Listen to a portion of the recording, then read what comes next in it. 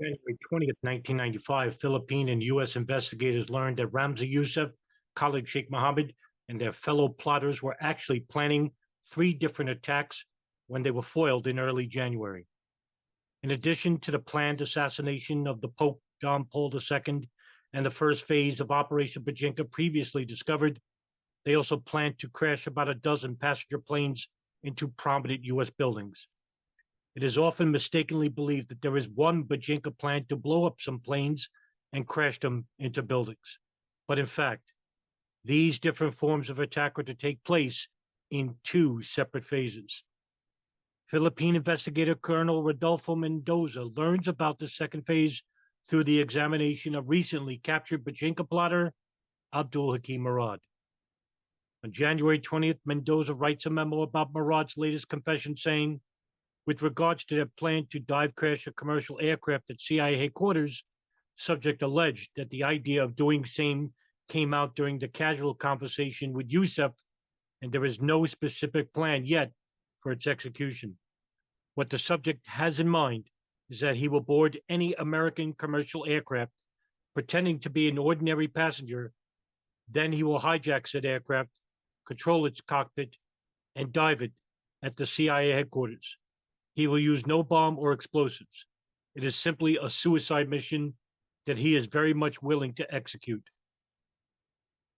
2 weeks later, Abdul Hakim Murad is being again investigated for his role in the Bojinka plot and interviewed by Colonel Rodolfo Mendoza.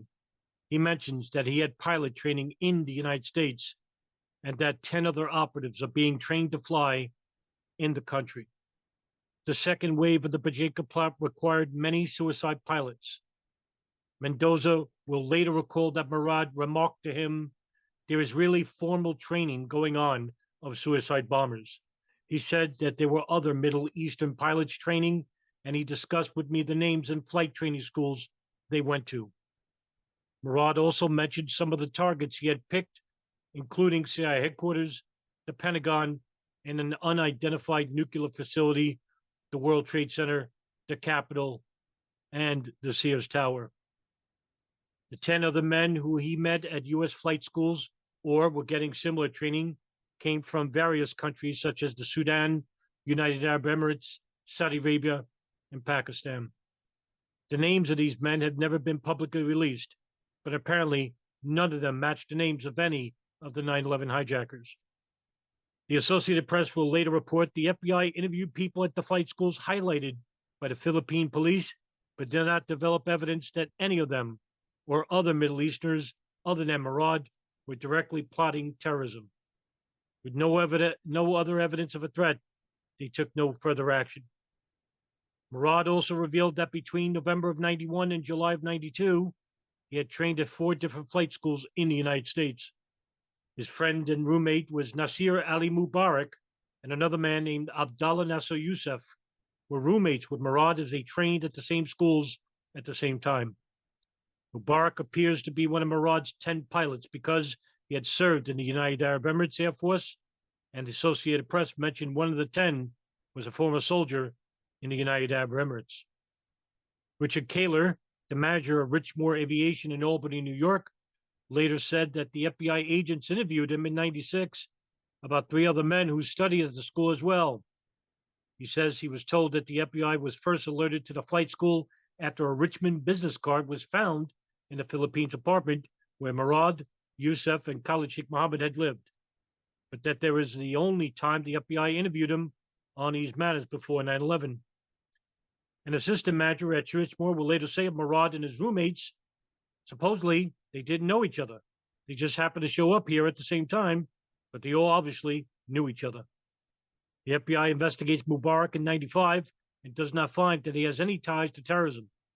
Mubarak will continue to live openly and work in the United States, marrying an American woman.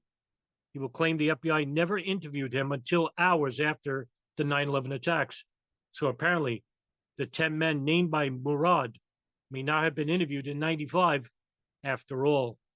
He will be deported in 2002, apparently solely on his association with Abdul Hakim Murad 10 years earlier. Nothing more is publicly known about Abdullah Nasser Youssef.